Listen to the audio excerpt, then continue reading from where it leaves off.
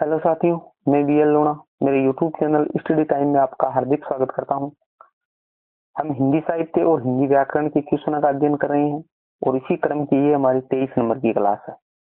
अगर आप चैनल पर पहली बार आए हो तो चैनल को सब्सक्राइब कर ले, बेल आइकन को प्रेस कर ले ताकि मेरे आने वाले हर वीडियो का नोटिफिकेशन आपको मिलता रहे। वीडियो को अंत तक पूरा वॉच करें और अंत में मेरे को बताइए कि आपके कितने क्वेश्चन है वो राइट होते हैं। किसी भी प्रकार का किसी भी क्वेश्चन में आपको डाउट या कंफ्यूजन रहता है तो आप भी आपने कमेंट करके पूछ सकते हो। ठीक है, बिना समय गवाए बात करें पहले क्वेश्चन की। तो आज का हमारा जो पहला क्वेश्चन है वो है पुष्टि मार्ग के प्रवर्तक है। मोस्ट क्वेश्चन है, कई बार पूछा गया है एग्जाम में। ठीक है, अच्छे से ध्यान करना। बल्लभाचार्य, विठलनाथ, नाभादास और चैतन्य महाप्रभु। तो देखिए पुष्टि मार्ग है, उसके जो प्रवर्तक है वो हमारे बल्लभाचार्य है। कौन है? बल्लभाचार्य जी, जिन्होंने बल्लभ संप्रदाय की स्थापना की थी। किसकी स्थापना की थी? बल्लभ संप्रदाय की स्थापना की थी। दूसरी बात करें विठलनाथ की, तो विठलनाथ ने अष्ट छाप की स्थापना की थी। अष्ट छाप अलग अलग याद रखना है। नाभादास की बात करें तो नाभादास है, उसकी रचना अष्टयाम। अष्टयाम। चैतन्य महाप्रभु है, तो चैतन्य महाप्रभु ने गौड़ीय संप्रदाय की स्थापना की थी। गौड़ीय संप्रदाय। इसके अलावा जो बल्लभाचार्य, इसने एक मत चलाया था शुद्धादेवत्ववाद। शुद्धादेवत्ववाद। मैंने आपको इसका सूत्र भी बताया है। अगर मेरे चैनल से आप कंटिन्यू जुड़े हुए तो आपको पता होगा कि सारे है जो अलग अलग जो विद्वानों ने अलग अलग जो मत चलाए हैं तो सारे का मैंने अच्छे से एक सूत्र बना के आपको बताया है। ठीक है, बात करें 2 नंबर क्वेश्चन की।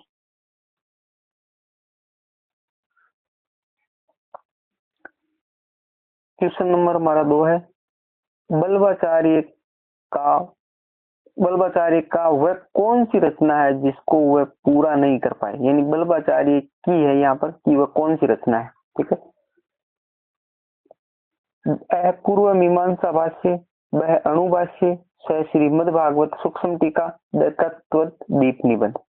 तो इसकी जो अणुभाष्य रचना है वह वाली, इसको ये बल्लभाचार्य जी वो पूरी नहीं कर पाए। इसको पूरा करने का काम वो विठलनाथ ने किया था। किसने किया था? विठलनाथ ने। और विठलनाथ कौन थे? विठलनाथ इनके पुत्र थे, बल्लभाचार्य के पुत्र थे। 3 नंबर क्वेश्चन देखिए, अष्ट छाप की स्थापना किसने की थी? अभी मैंने ऊपर आपको बता दिया है, बल्लभाचार्य, विठलनाथ, नरहरि आनंद, कुंभनदास।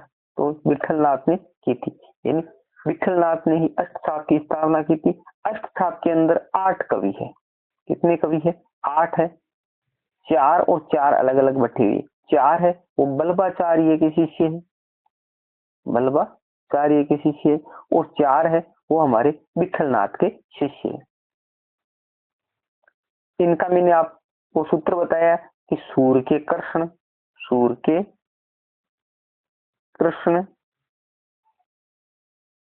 आनंद के कुंभ। तो देखो सूरदास, कृष्णदास, परमानंद दास और कुंभन दास, ये जो 4 शिष्य है वो हमारे बल्लभाचार्य की।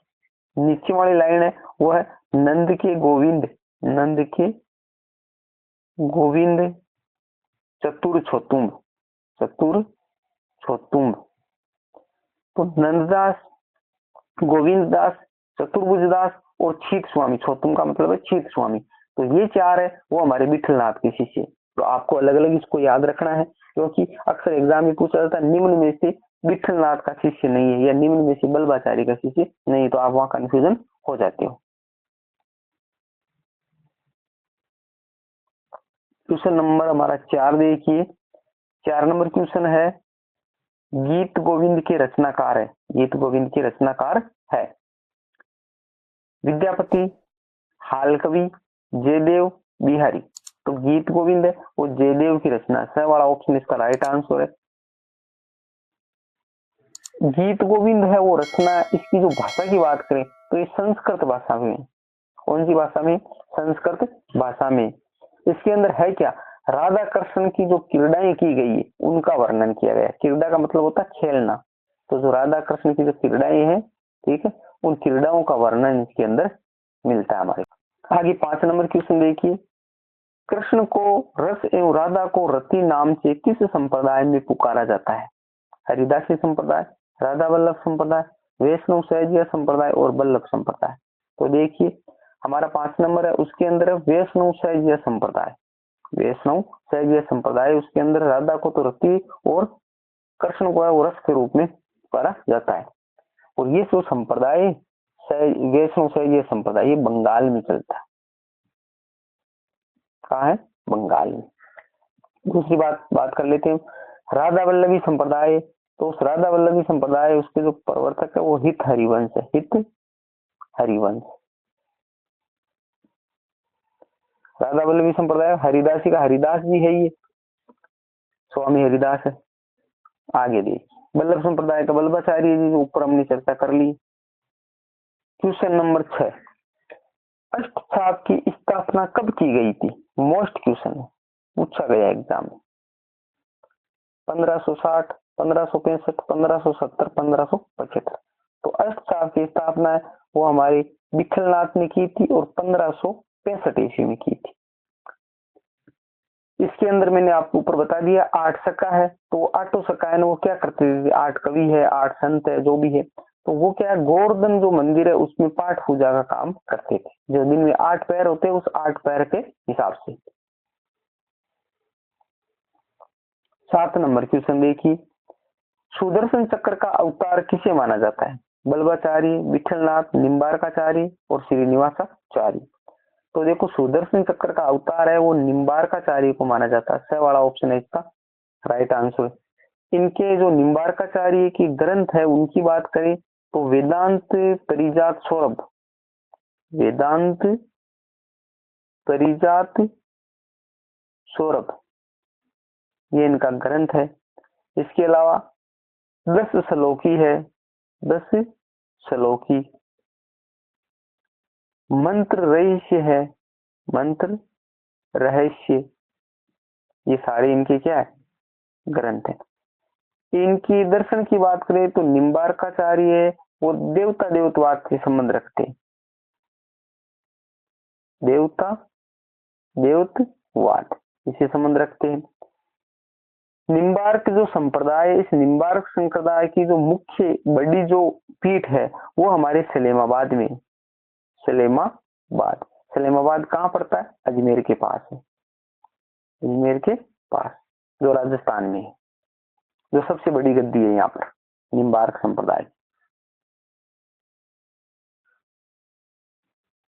क्वेश्चन नंबर 8 देखिए, किस संप्रदाय में राधा को कृष्ण से बड़ा बताया गया है? हरिदासी संप्रदाय, वल्लभ संप्रदाय, राधा वल्लभ संप्रदाय और वैष्णव संप्रदाय। तो यह है राधा वल्लभ संप्रदाय। कौन सा संप्रदाय? राधा वल्लभ संप्रदाय। इसके अंदर संप्रदाय में क्या है?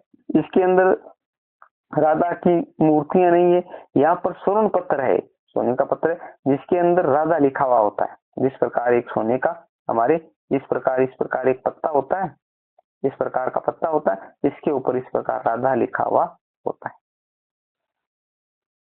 मंदिरों के अंदर मूर्तियां होती नहीं है।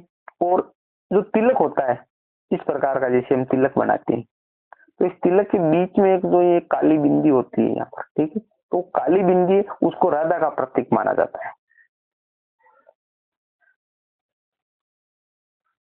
11 नंबर क्वेश्चन देखिए, निम्न में से कौन सी रचना नंददास की है? जो नंददास की है वो बतानी है।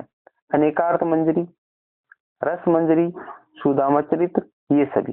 कहने का मतलब ये सारी जो रचनाएं वो नंददास की है।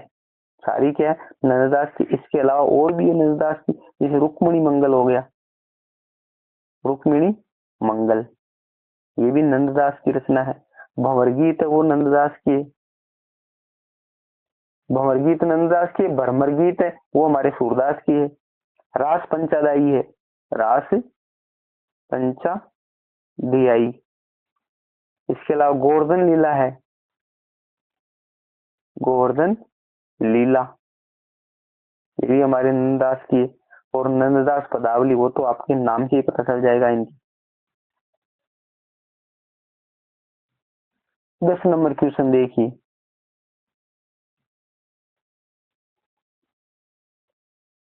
दस नंबर क्वेश्चन है, निम्न में से कौन सी रचना रसकान की नहीं है, यानी जो रचना रसकान की नहीं है वो बतानी है। सुजान रसकान, प्रेम वाटिका, दान लीला, सुदामा चरित्र। तो देखिए इसमें सुजान रसकान, प्रेम वाटिका, दान लीला ये रसकान की है, बाकी सुदामा चरित्र वो रसकान की नहीं है। तो सुदामा चरित्र किसकी है? ये हमारी नरोत्तम दास की है, नरोत्तम दास। तो ये नरोत्तम दास की सुदामा चरित्र। 11 नंबर क्वेश्चन है, लिंग, वचन, पुरुष, कारक आदि के कारण किसी में परिवर्तन नहीं होता है। ये जो लिंग, वचन, पुरुष, कारक सारे जो टॉपिक है इनकी वीडियो मेरे चैनल पर उपलब्ध है, अगर आपने नहीं देखा तो आप जाकर देख सकते।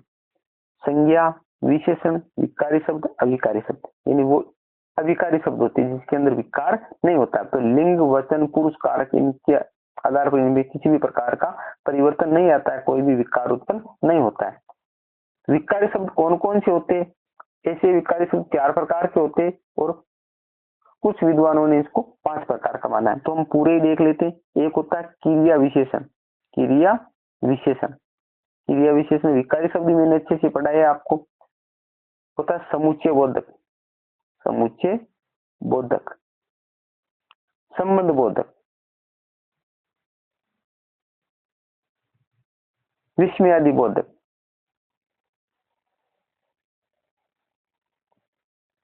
और एक होता है 5 नंबर है वो निपात। ये 5 प्रकार है वो हमारे विकारी शब्द को होते हैं, जिसको क्रिया, ये जो अवयवी भी बोला जाता है वही अवयवी भी यही है और अविकारी शब्द भी यही है। 12 नंबर क्वेश्चन देखिए,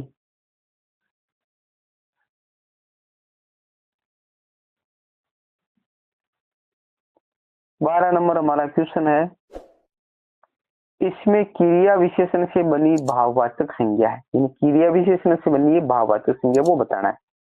क्षमता, शीघ्रता, ममता और विशालता। तो देखिए इसके अंदर बड़ा वाला ऑप्शन है शीघ्रता, यानी ये शीघ्र शब्द है, शीघ्र, ठीक है।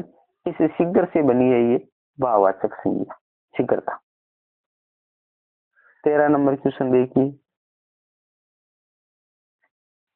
ध्यानपूर्वक शब्द में क्रिया विशेषण का भेद है, यानी ध्यानपूर्वक है उसमें क्रिया विशेषण का कौन सा भेद है वो बताना है हमारे को। तो 13 नंबर में देखिए कालवाचक, स्थानवाचक, परिमाणवाचक और रीतिवाचक, यानी क्रिया विशेषण है उसके 4 प्रकार से क्रिया की विशेषता बताई जाती है। क्रिया विशेषण का काम क्या है? क्रिया की विशेषता बताना। तो क्रिया की 4 प्रकार से विशेषता बताई। तो ध्यानपूर्वक, तो ध्यानपूर्वक एक रीतिवाचक है, रीतिवाचक यानी रीति का मतलब तरीका। तो कैसे चलना, हम कहते हैं ध्यानपूर्वक चलो, तो कैसे चले? ध्यानपूर्वक। तो कैसे से उत्तर मिल रहा है, तो मैंने क्रिया विशेषण आपको अच्छे से समझाई। अगर यहाँ आपको समझ में नहीं आ रहा तो आप जाकर क्रिया विशेषण की क्लास देख सकते हो।